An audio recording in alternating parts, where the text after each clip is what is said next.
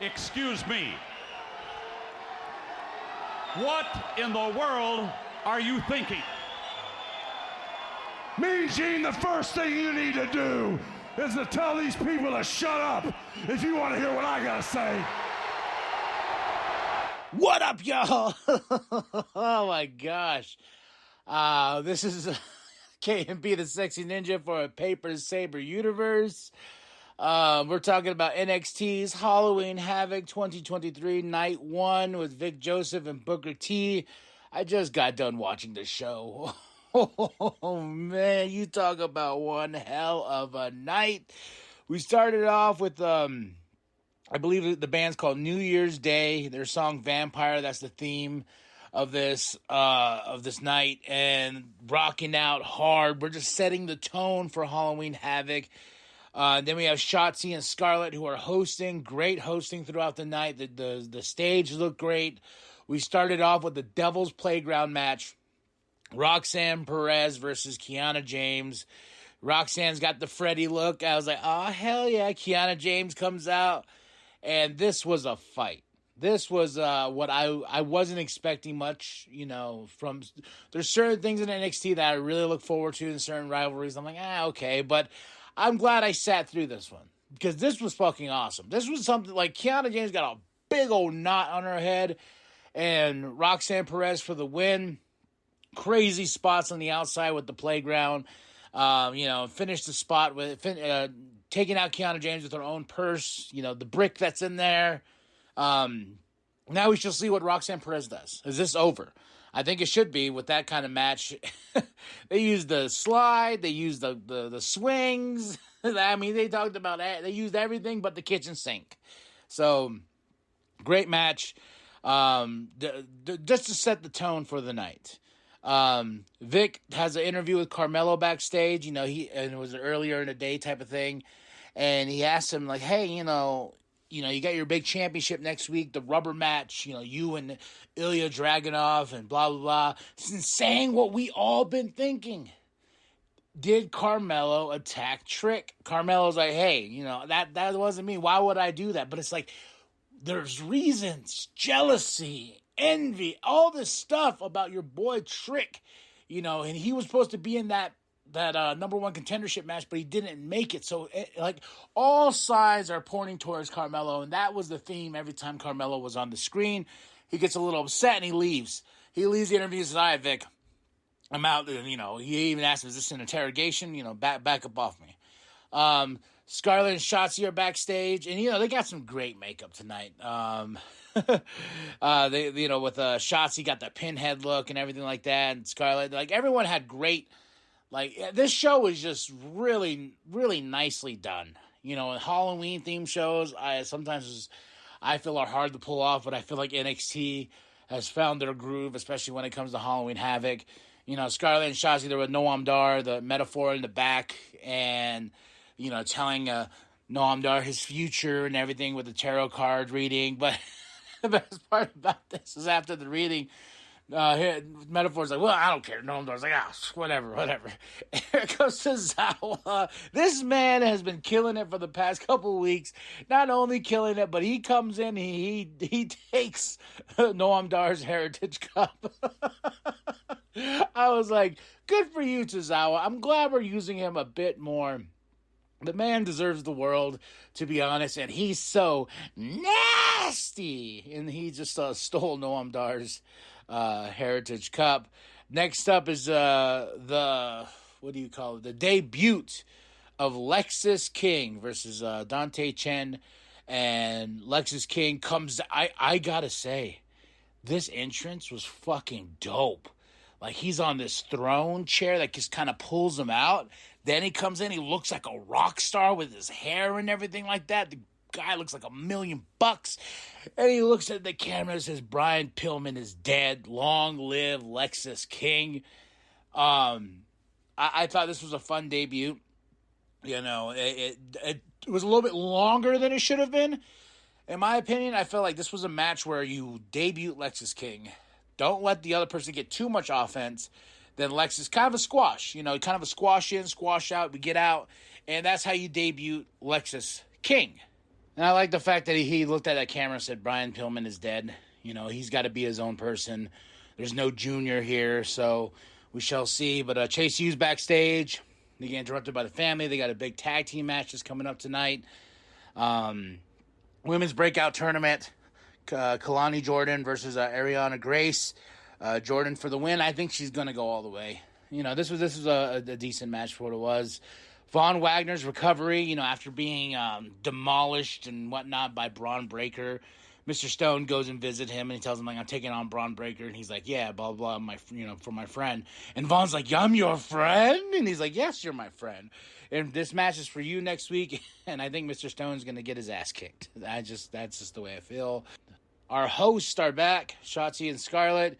They get interrupted by the Creed brothers. You know what happened with Humberto and Angel last week. And they spin the wheel because it will be the Creed brothers versus Humberto and Angel next week in a TLS match. Tables, ladders, and scares on Halloween night. Ivy got to spin the wheel, so that's going to be crazy. I think it's going to be fun, but that's going to be next week. So night 2 is already stacking up. Next up, we have the NXT Tag Team Championships, the family versus Chase U. Holy shit.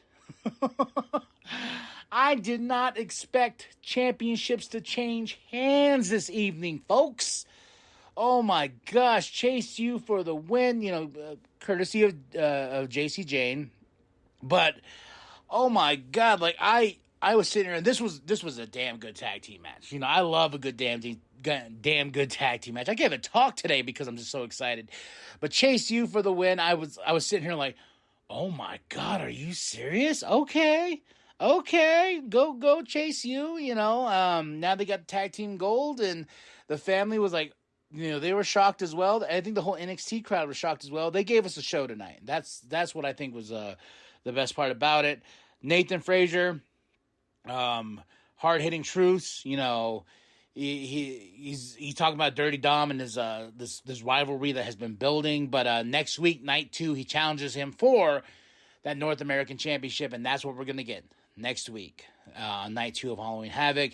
Baron Corbin's interview, you know, he's like, I did everything I could to win that match. And then they go, well, what do you mean? Does that mean you took out Trick Williams? He goes, come on. You know, more of this shady, like, saying things that make you go, huh, did he?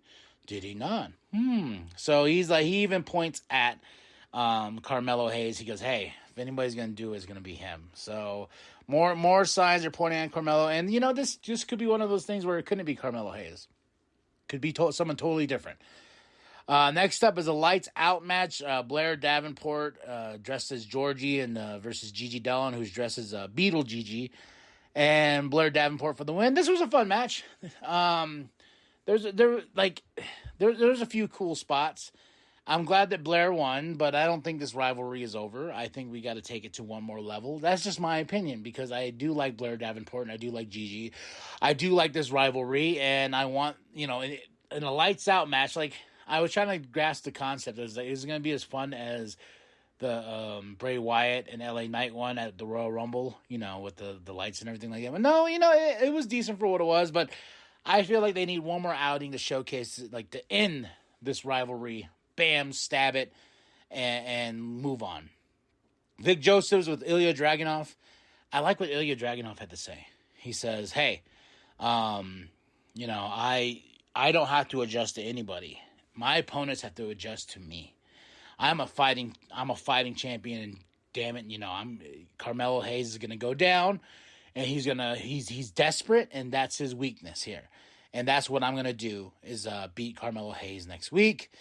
Carmelo's backstage watching this interview, and you know, Shotzi and Scarlett, they show up and they're like, hey, we saw the tarot cards and it says we know what happened to Trick, and he's like, get out of here. You know, he's being blamed again.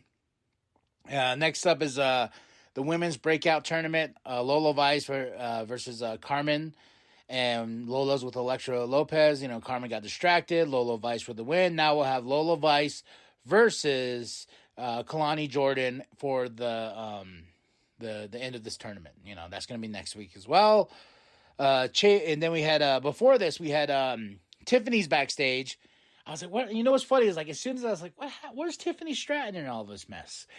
Here she is. And Fallon Henley's dressed like her, interrupts her, and they get in a big old fight backstage. So we're going to have Fallon Henley versus Tiffany Stratton next week. So, Fallon did a great job of impersonating Tiffany, so I thought that was pretty funny. Chase Hughes backstage are celebrating, and Chelsea and Piper interrupt as they're celebrating backstage. And Chelsea's Little Red Riding Hood, Piper's the Wolf, and great costumes. But this sets up, where Chelsea's like, hey, I'm not going to let you talk to me like that. It says that to JC Jane and Thea Hell, and then they're like, oh, where's Shawn Michaels' office? They're like, yeah, we'll take you. Then, by the way, once we do that, we're going to ask for a women's tag team match, for the championships and everything like that. So, but that's what happens. We got it all set up for next week. Metaphors backstage. They're seeing the pictures of Tozawa, showing the pictures. They're like, oh, no. And I guess next week we're going to a haunted house. That's where Tozawa, I guess, is going. He's taking that the Heritage Cup to a haunted house. So Metaphor and a haunted house plus Tozawa. I'm game. Mello's backstage. Braun Breaker comes in. He's like, hey, man, come on. You do what you got to do to get back to being champion. If you bring that same fire of what you want to do, you'll win that championship back against Ilya Dragunov. And after Braun beats Mr. Stone, it's going to be back to me and you one more time, And I was like, okay, Braun's like, but you got to do what you got to do. And I know what happened to Trick is not your fault, And he's like, yeah, get out of here. NXT Women's Championship, the main event. Talk about a main event. A manhandle slam like I've never seen before. Becky Lynch got Lyra and got her like, bam. I was like, oh, this is over. Nope. God damn, this was a really good NXT Women's Championship match. Becky and Lyra went toe-to-toe with each other. And guess what? Another title changed hands tonight. Lyra is our new NXT Women's Champion.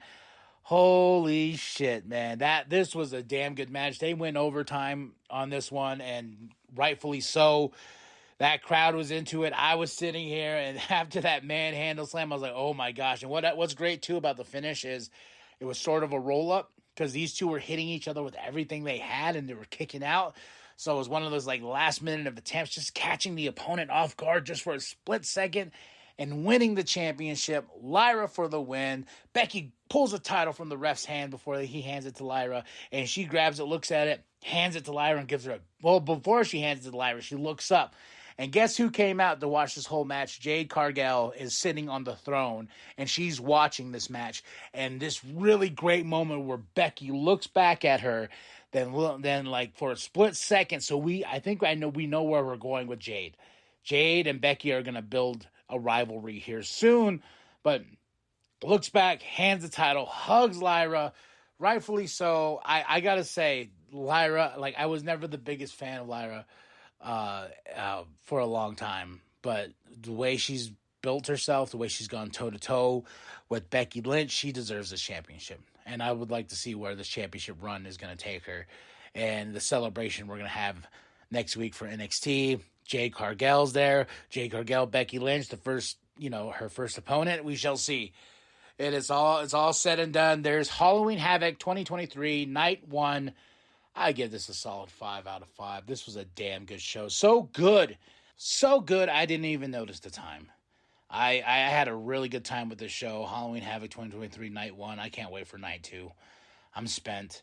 Like after that NXT Women's Championship match, and I'm like, I need to take a nap.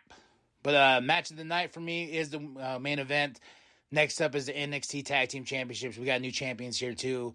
Roxanne Perez, Kiana James was awesome. Blair Davenport and Gigi Dolan was fun. So check out the show. Halloween Havoc 2023 night 1 in the bag. Let's go, Dan. Tell me what you thought of the show. Drop those comments below. Hit that like, hit that subscribe, share it with your grandma, share with the bum down at Walmart. Go to prowrestlingtees.com/New World Podcast. Get yourself that sweet, sweet NWP logo created by Penta X. show him some love too. Go to his Instagram. He's his TikTok. He's also sharing some a song that he made for Bray Wyatt. It's a beautiful song. Now, remember that I'm KMB the Sexy Ninja, and that the New World Podcast is for life, brother. Standing ovation for both these women.